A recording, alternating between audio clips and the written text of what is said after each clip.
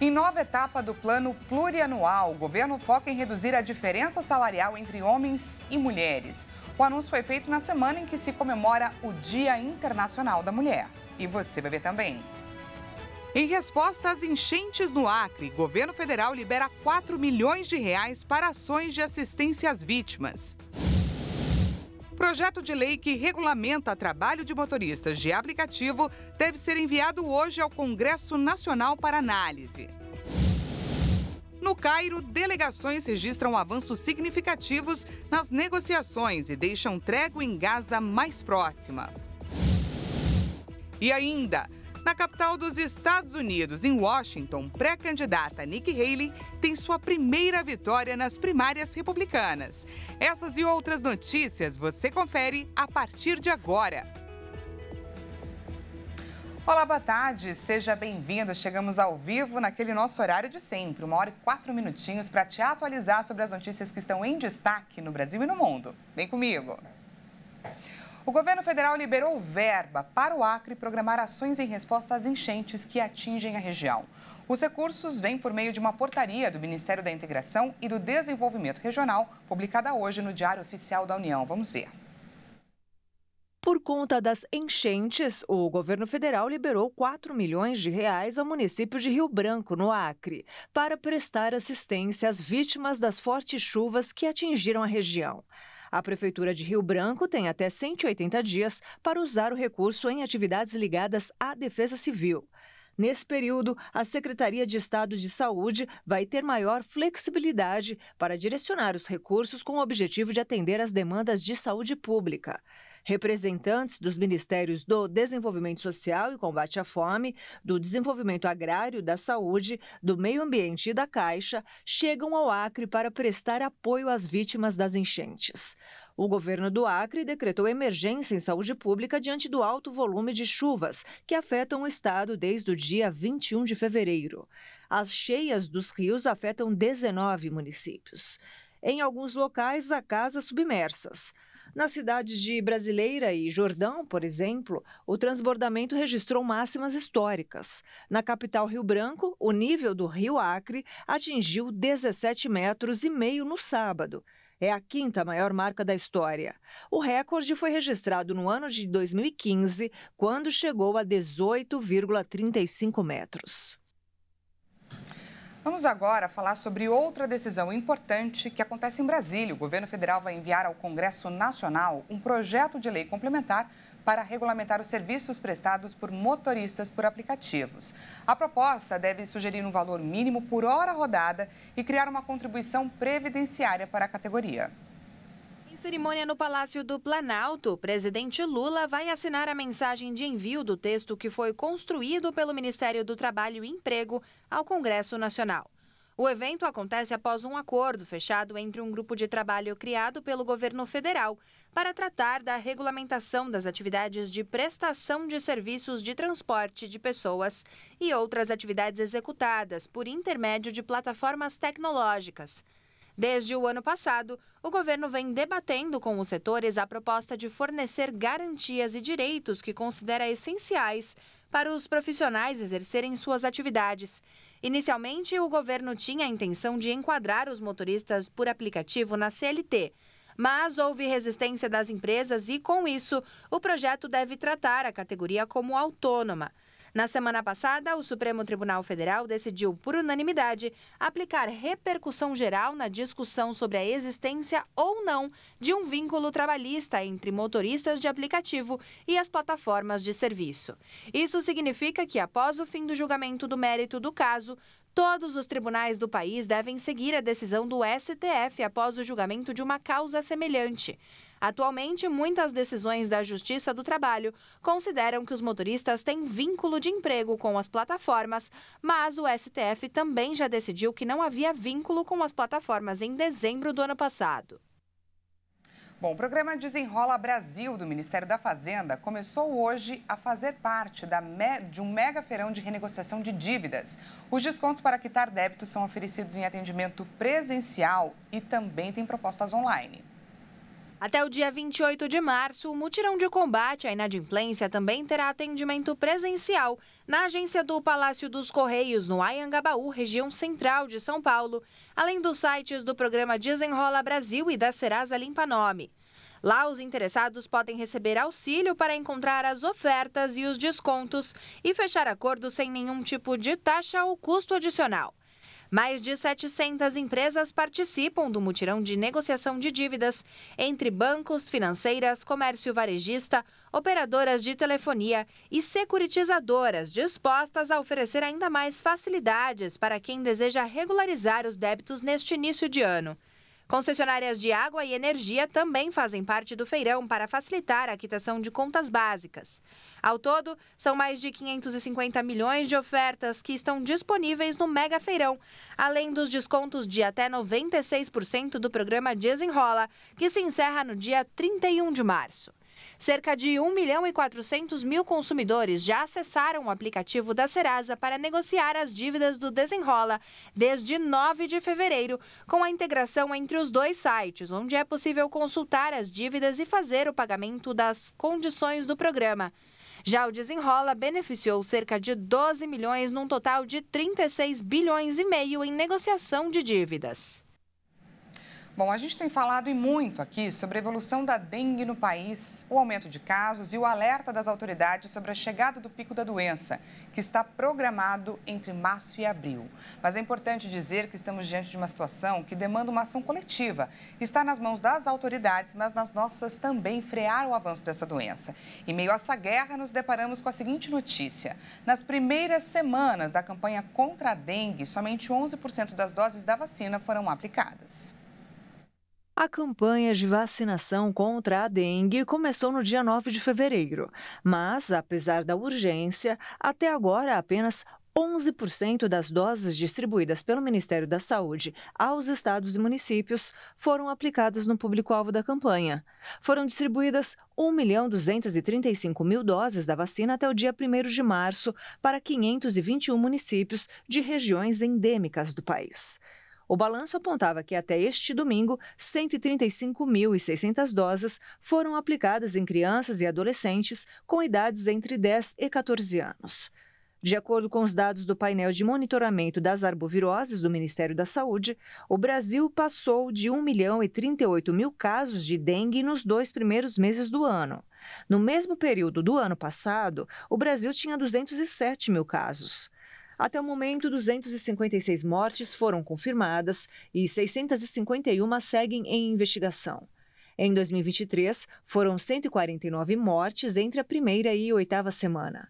Das mortes registradas até o dia 27 de fevereiro, 42% foram pessoas de mais de 70 anos e 10% vítimas que tinham entre 30 e 39 anos. O Ministério recebeu ao todo 6,5 milhões de doses para atender ao público-alvo com um esquema vacinal em 2 doses, que serão distribuídas aos municípios selecionados de forma progressiva ao longo dos próximos meses. A cidade do Rio de Janeiro, que está vacinando na primeira fase crianças de 10 e 11 anos, teve uma baixa adesão à vacina e preocupa autoridades. Apenas 26,7% desse público, ou cerca de 1 em cada 4 das 140.000 crianças de até 11 anos, foram vacinadas contra a dengue até agora. E veja a seguir, delegações reunidas no Cairo registram avanços significativos nas negociações e trégua em Gaza pode estar mais próxima. E ainda, na capital dos Estados Unidos, pré-candidata Nikki Haley tem sua primeira vitória nas primárias republicanas. A gente volta já já, não perca!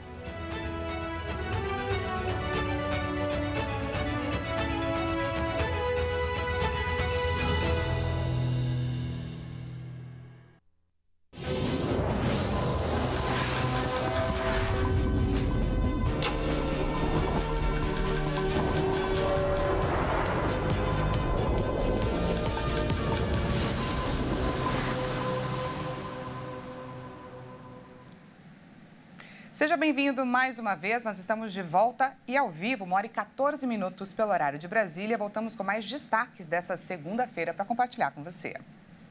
Bom, o governo quer reduzir a diferença salarial entre homens e mulheres até 2027, na nova etapa do Plano Plurianual, anunciada hoje, na semana que marca a comemoração do Dia Internacional da Mulher. Outra meta é para a queda das mortes violentas de mulheres em suas casas. Vamos ver o que mais está envolvido.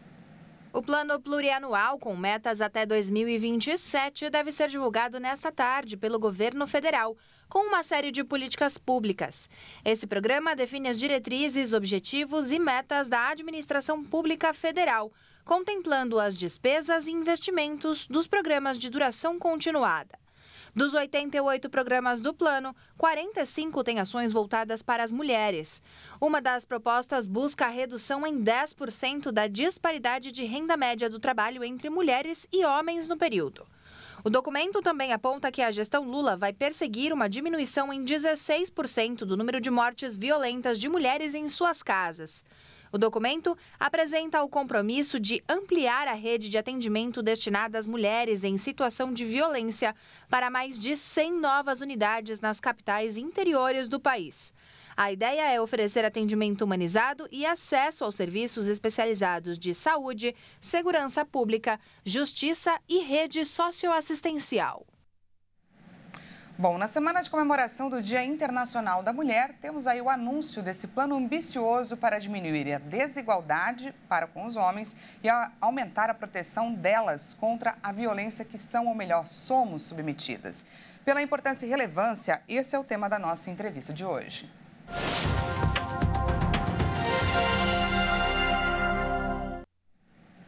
Para falar sobre o assunto, recebo agora a Raquel Galinatti, que é delegada de polícia daqui de São Paulo. Doutora, seja muito bem-vinda. Ótima tarde.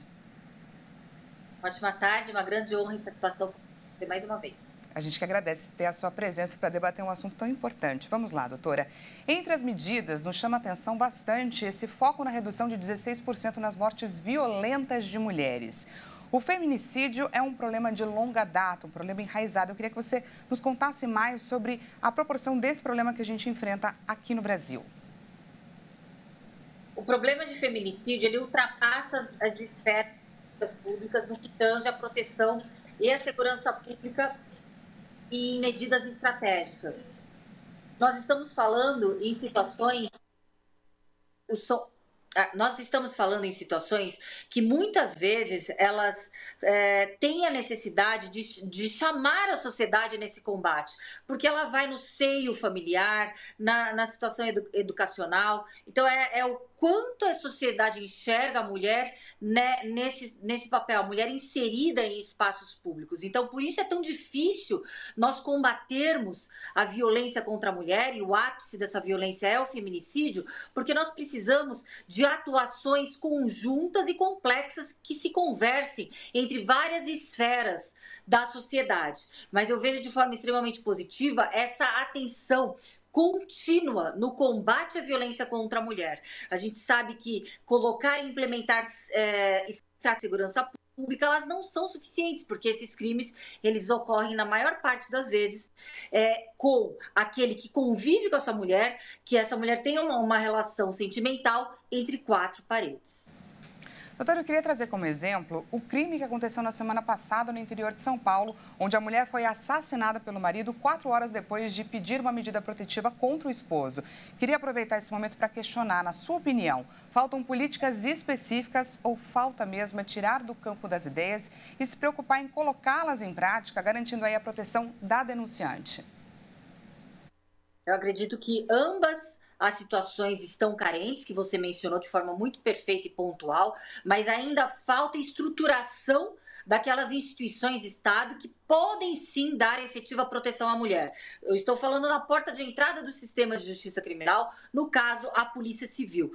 São poucos estados ainda que temos delegacias especializadas no combate ao crime de violência contra a mulher. No próprio estado de São Paulo, não são todas as delegacias especializadas no combate à violência contra a mulher, na proteção da mulher vítima de violência, que estão abertas 24 horas. Então, existe uma necessidade de estruturação das instituições de Estado, não só no Estado de São Paulo, mas no Brasil como um todo. E aí, o Ministério da Segurança e Justiça, Ministério da Justiça e Segurança Pública, pode, através do Senasp, dar diretrizes padronizadas para que tenhamos no nosso Brasil de dimensão continental políticas que norteiam e que possam sim dar efetiva proteção à mulher vítima de violência.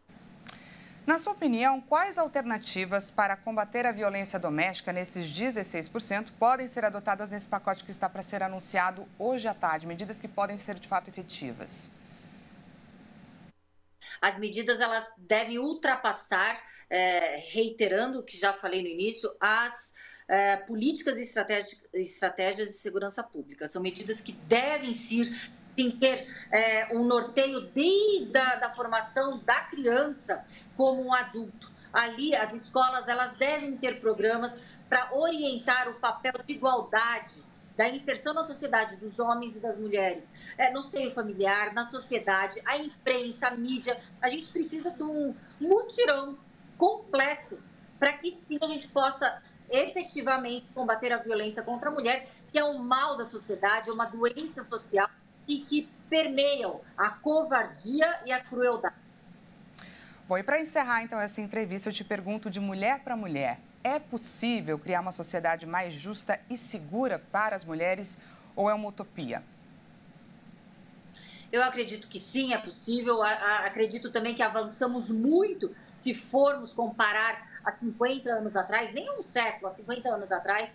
Então, estamos cada vez mais, de forma gradativa, chegando a uma igualdade, que é o ideal de uma sociedade. Nós não estamos pleiteando superioridade, mas sim igualdade nos espaços, não só estarmos nesses espaços, mas termos igualdade de oportunidade para ascensão e, inclusive, sermos, dessa forma, tratadas como merecemos, com igualdade e equidade. É aos poucos, né, doutora? Quem sabe um dia a gente chegue lá. Conversamos com a delegada Raquel Galinatti. Muito obrigada pela sua participação. Eu que agradeço, sempre uma honra. Até mais. Vamos agora de destaque internacional. A pré-candidata Nikki Haley conseguiu a primeira vitória nas primárias republicanas. Ela venceu na capital Washington após várias derrotas para Donald Trump. A vitória simbólica de Haley na capital do país acontece a 2 dias da jornada decisiva no longo processo de nomeação dos partidos nos Estados Unidos, a super terça, quando 15 estados e um território votarão para definir o candidato favorito. Washington é uma cidade solidamente democrata, com um número muito pequeno de republicanos registrados. O canal CNN e outros meios de comunicação informaram que Haley venceu no domingo com apenas 22 mil votos. Ela recebeu 63% dos votos em uma primária que aconteceu em um hotel no centro da cidade, segundo o portal político, que citou fontes do partido em Washington. Nas eleições de 2020 contra Trump, o então candidato Joe Biden obteve 92% dos votos em Washington. A cidade nunca teve uma votação com a maioria dos votos para candidato republicano à presidência. Analistas acreditam que, após a superterça, Trump ficará muito próximo de garantir sua candidatura à presidência pelo Partido Republicano. Ele venceu todas as primárias estaduais organizadas até o momento. A superterça é considerada a última oportunidade real para que Haley entre no caminho do ex-presidente, que tem tudo para ser o candidato do partido mais uma vez e novamente em uma disputa contra Biden.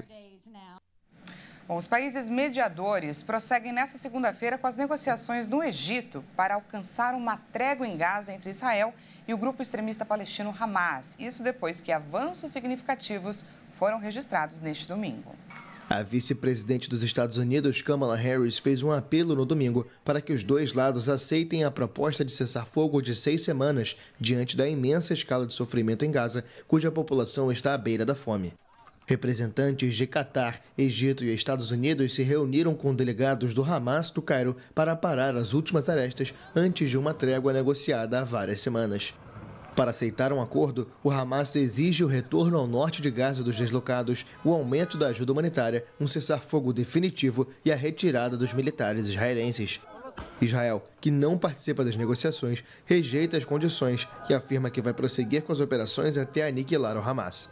A ONU alertou que a fome é quase inevitável para mais de 2 milhões de habitantes na faixa de Gaza, região submetida a um bloqueio terrestre, aéreo e marítimo por Israel desde que o Hamas tomou o poder em 2007.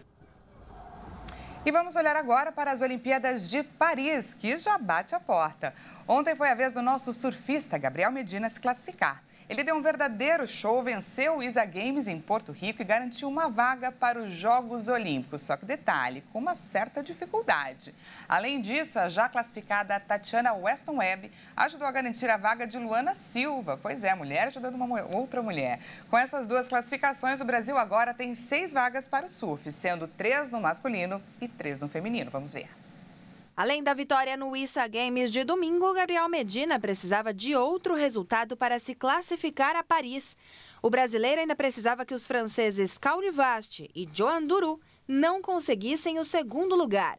O que de fato aconteceu e a segunda colocação ficou com o marroquino Hanzi Boukian, que com o resultado foi garantido nas Olimpíadas. Do lado feminino, Tatiana Weston Webb, que já chegou ao ISA Games classificada para Paris, lutou pela soma do máximo de pontos possíveis, criando a chance de uma vaga extra ao Brasil. Tatiana terminou a competição em segundo lugar, o que garantiu a classificação de Luana Silva para fechar o sexteto brasileiro de surf nas Olimpíadas.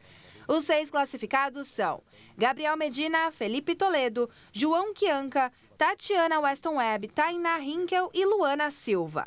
Vale destacar que nos Jogos Olímpicos de Tóquio, em 2020, o Brasil ganhou medalha de ouro no surf masculino. Essa edição fica por aqui. Muito obrigada pela sua companhia. Uma ótima tarde para você e até mais.